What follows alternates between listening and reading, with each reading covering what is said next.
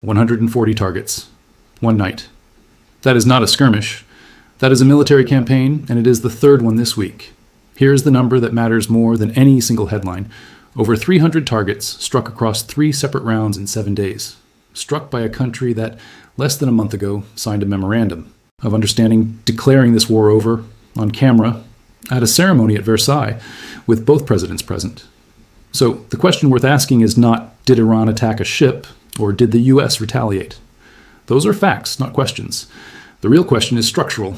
Why does a signed ceasefire between two governments collapse into its third major exchange of fire in under a month? Ceasefires do not fail randomly. They fail at the exact point where they were incomplete. And in this one, that point has a name.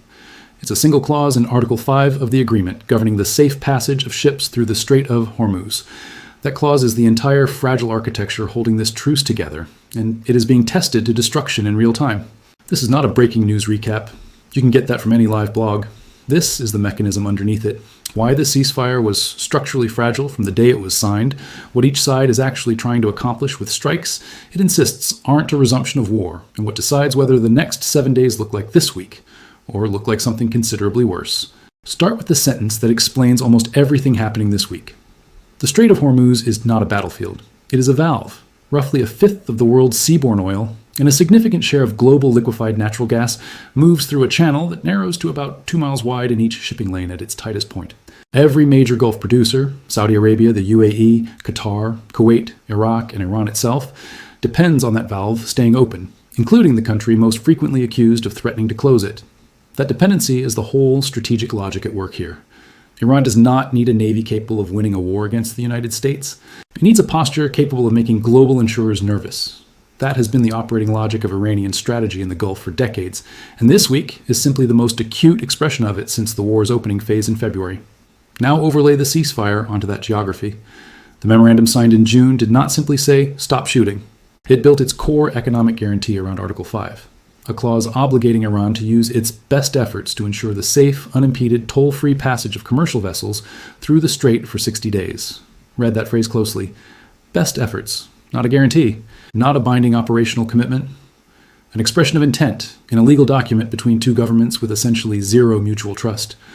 A ceasefire's central clause, built on a promise to try rather than a promise to deliver, is a ceasefire engineered, whether intentionally or not, to produce exactly the kind of dispute now playing out over whether the strait is open or closed. Here is the operating mechanism worth understanding, stripped of rhetoric. Iran does not need to defeat the United States militarily to extract concessions. It only needs to make the valve feel unreliable. Every warning shot fired near a tanker, every accusation that a vessel used an unauthorized route, every strike on a commercial ship resets the risk calculation for global shipping instantly. Insurers reprice war risk premiums within hours. Shipping companies quietly reroute rather than test the waters. Brent crude moves a few percentage points. And Iran has demonstrated real, measurable leverage without ever needing to fire directly at a U.S. warship. That is the entire strategic value of contested choke point warfare.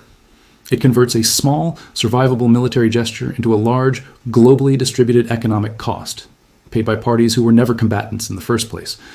Washington's position is structurally different, and understanding the asymmetry matters. The United States is not primarily trying to control the strait day to day. The U.S. Navy already has the capability to keep it functionally open. What Washington is trying to establish is that Iran cannot unilaterally dictate the terms of passage through an international waterway. Because if that precedent holds here, it does not stay contained to the Gulf. It becomes a template. And a template like a regional power can functionally close a global choke point through threat alone, and the world will simply reroute rather than confront it, is exactly the kind of precedent that gets studied very closely by planners a few thousand miles away, thinking about a very different strait near Taiwan. This conflict is regionally specific in its causes, but it is being watched globally for its implications. There's a historical pattern worth naming here because it explains why choke point disputes like this one so rarely resolve quickly, and so rarely resolve through the mechanism people expect. When a materially weaker power faces a materially stronger one and cannot compete on conventional military terms, it has historically gravitated toward disruption of shared infrastructure. A canal, a strait, a pipeline, a trade route, precisely because that infrastructure's value depends on continuous, predictable use by parties who are not combatants. You do not need to defeat a superpower's navy. You need to make enough third parties nervous that the superpower's own allies start asking it to stand down. This is not a new invention. It's one of the oldest asymmetric strategies available to a state that has lost the conventional balance of power, but has not lost its geography. What makes the current situation distinct is not the strategy itself. It's the scale of what's riding on a single 2-mile-wide channel in an economy this globally interconnected. A disruption that might once have been a regional inconvenience is now priced within hours into fuel costs on a different continent. It's also worth being precise about what actually degrades in a war fought this way, because it isn't just hardware. Every round of strikes reported this week has hit not just missile batteries and naval assets, but coastal air defense systems, telecommunications infrastructure, and, according to Iranian state media, a telecommunications tower and a commercial pier alongside military sites. That mix matters. A campaign that damages dual-use infrastructure alongside strictly military targets accelerates the economic cost of the conflict for the population absorbing it, independent of whether the war ever formally escalates further. Reconstruction, after the earlier phase of this war, before the June ceasefire, has already been estimated in the hundreds of billions of dollars in cost to the U.S. taxpayer alone, without even accounting for Iranian civilian and infrastructure losses on the other side of the ledger. Every week, this cycle continues, adds to a bill that neither government has fully disclosed to its own public yet. Look again at the two headline claims from this week. The Strait is open, from CENTCOM, and the Strait is closed until further notice, from Iran's Revolutionary Guard Navy, not as competing factual reports, but as instruments aimed at two entirely different audiences. CENTCOM's statement that the Strait is open to all vessels, and that Iran does not control it, is not, primarily, a message to Tehran. It's a message to insurers, ship owners, and energy traders, the actual constituency whose behavior determines whether the Strait functions economically, independent of what is militarily true at any given hour. A choke point does not need to be physically blocked to be functionally closed. It only needs enough insurers to withdraw coverage and enough captains to divert. Maritime intelligence tracking has already shown essentially no large vessels transiting the contested southern route with their location transponders switched on since the first week of July, which means the functional closure may already be underway, regardless of what either government says. CENTCOM's statement is an intervention in that market psychology, not a battlefield report. Iran's declaration that the Strait is closed until further notice is performing the mirror function. It's aimed less at deterring the U.S. Navy, which retains the physical capacity to move ships through the Strait, regardless of Iranian declarations, and more at Gulf neighbors, who now have a direct, escalating financial incentive to lean on Washington for restraint. Iran doesn't need to hold the Strait militarily. It needs Doha, Abu Dhabi, and Muscat frightened enough about their own exposure to start applying diplomatic pressure on its behalf. Given the pace of foreign minister phone calls this week, and Oman's drafting of a new transit management proposal within days, that mechanism appears to already be functioning as designed. There's a second layer worth surfacing here, because most coverage compresses it into a single sentence and moves on. The leadership transition happening inside Iran in parallel with all of this. Iran's supreme leader was killed in the war's opening strikes back in February. His successor's first major public act, delivered at the conclusion of a funeral that stretched across 3 cities and 2 countries, was a pledge to avenge his predecessor's death. In a political system where legitimacy is inherited partly through demonstrated resolve, a newly installed supreme leader has an acute structural incentive to be seen as firm, not conciliatory, in his opening weeks in power, regardless of what technical negotiators in Muscat or Islamabad might actually be willing to accept behind closed doors. That internal tension between what buys Tehran breathing room diplomatically and what secures the new leadership's legitimacy domestically is arguably a larger variable in how this week unfolds than anything happening physically on the water. Finally, notice the sequencing of the U.S. strikes themselves. Officials involved in this process have described the pattern explicitly. Strike, then deliberately pause, maintaining a target list in reserve as leverage, while letting diplomatic channels attempt to close the gap before the next window opens. That is not the sequencing of an uncontrolled war. It's the sequencing of calibrated pressure, force applied, with intentional gaps built in for negotiation to work. The strategic bet is that Iran reads those gaps as invitations to talk. The risk, obviously, is that Iran instead reads them as hesitation. Consider, too, the disagreement over Article 5's meaning, because it is the clearest evidence available that this ceasefire was ambiguous by construction, not by accident. The clause commits Iran to best efforts for safe passage of commercial vessels through the Strait, but the two governments are reading that same sentence in materially different ways. Washington and its regional partners have interpreted it as an operational guarantee. Vessels transit, full stop, and any interference is a violation. Tehran has treated it as conditional on a broader, still unresolved dispute over routing authority. Specifically, whether ships must use Iranian-approved corridors or may transit via alternative paths without Iranian coordination. Both readings are defensible against the literal text. That is not a translation error. In treaty drafting, ambiguity of that kind is sometimes the price of getting a signature at all. Both delegations may have needed a clause vague enough that each side's leadership could sell it domestically as a win. The cost of that vagueness is being paid now in strikes rather than at the negotiating table where it belongs.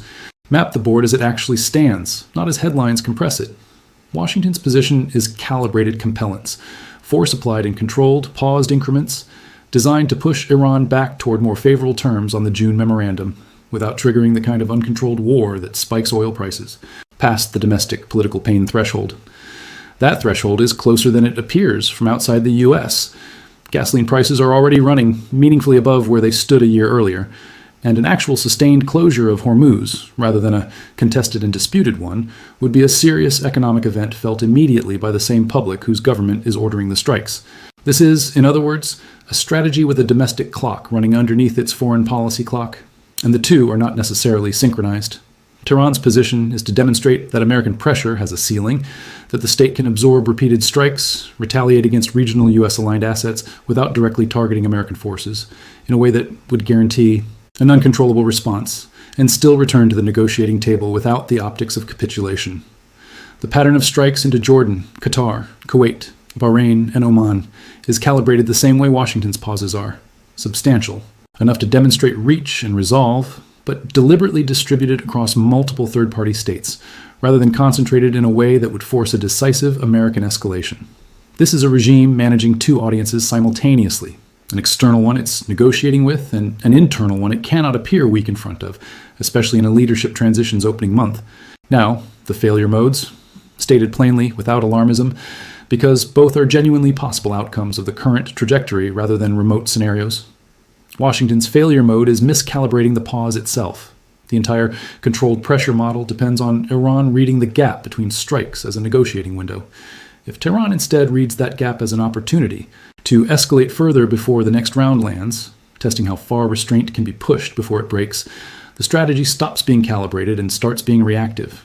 Reactive military decisions, made under rising domestic political pressure as oil prices climb, are structurally more likely to overshoot their intended targets than deliberate, paced ones.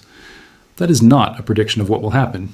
It's a description of the mechanism by which controlled escalation historically becomes uncontrolled escalation. Tehran's failure mode is miscounting the tolerance of the Gulf states hosting this conflict's overflow.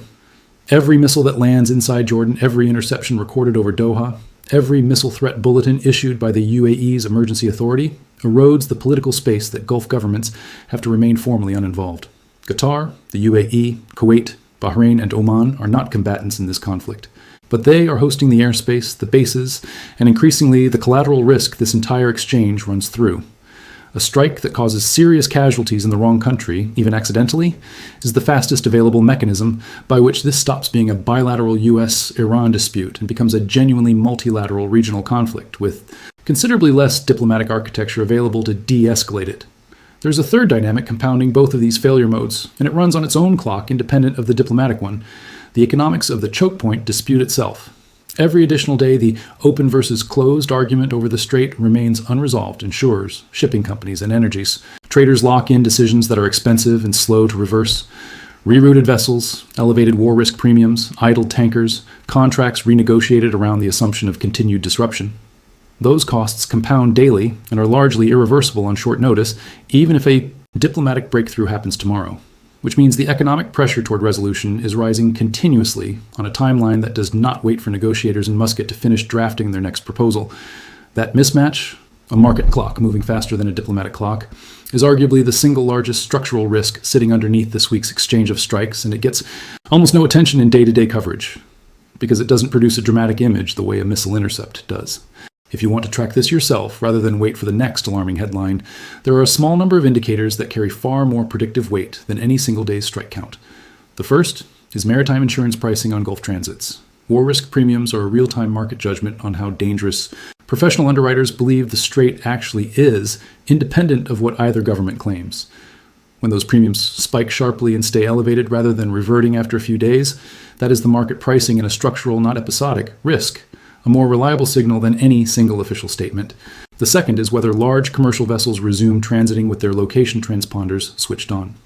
Ships going dark, turning off the very systems designed to prove they're following safe, lawful routes, is itself a signal that operators believe transparency is now a liability rather than a protection. A return to fully transparent transit is one of the clearest available signs that the practical, on-the-ground risk assessment has genuinely eased, regardless of the diplomatic rhetoric on any given day. The third is the involvement or continued non-involvement of Israel. Israeli officials have publicly stated their forces remain ready to resume direct military action against Iran, while U.S. officials have reportedly resisted broadening the coalition, wary of losing control over the conflict's scope and pace. Whether that boundary holds is one of the single largest variables determining whether this remains a two-party dispute with an established, if strained, negotiating channel, or becomes a considerably more complex, multi-actor war with far less precedent for how it resolves. The fourth is the tone, not just the content, of statements from Iran's new supreme leader over the coming weeks. Early rhetoric from a newly installed leader, delivered in the emotionally charged setting of a funeral, is not necessarily a reliable predictor of sustained policy. Watch whether that rhetoric persists once the funeral period ends and the practical business of governing and negotiating resumes. A softening in register over the following month would suggest the vow of vengeance was primarily a legitimacy-securing gesture aimed at a domestic audience. A hardening would suggest something closer to genuine strategic intent. None of these four indicators will appear in a breaking news chyron. All four of them matter more than the number of targets struck on any single night. Strip away the noise, and here is what remains. This was never a ceasefire that fully stopped the underlying conflict. It was a ceasefire built around a single, deliberately ambiguous clause governing control of a choke point that both sides have a structural incentive to keep contesting, because contesting it is how each side demonstrates to its own domestic audience that it has not lost. The strikes are not chaos, and they are not, on their own terms, evidence that diplomacy has failed. They are a calibrated instrument with pauses deliberately built in to leave room for a negotiating track running in parallel, largely out of the public frame, through Muscat in Islamabad. The public rhetoric. The ceasefire is over, a new supreme leader's pledge to avenge his predecessor, is doing separate, important work, resetting leverage, managing domestic legitimacy, and repricing risk in global energy markets, independent of what is actually physically happening on the water at any given hour. What decides where this goes next is not which side fires the next missile. It's whether the pauses between rounds of strikes continue functioning as genuine negotiating windows, or whether one side starts reading the silence between strikes as weakness rather than restraint. That interpretation, not the Strait, and not the strikes themselves, is the actual fault line running underneath this week's headlines. Watch the gaps between the strikes, not the strikes. That is where this either stabilizes into the uneasy, semi-permanent standoff the region has lived with before, or genuinely turns into something else entirely.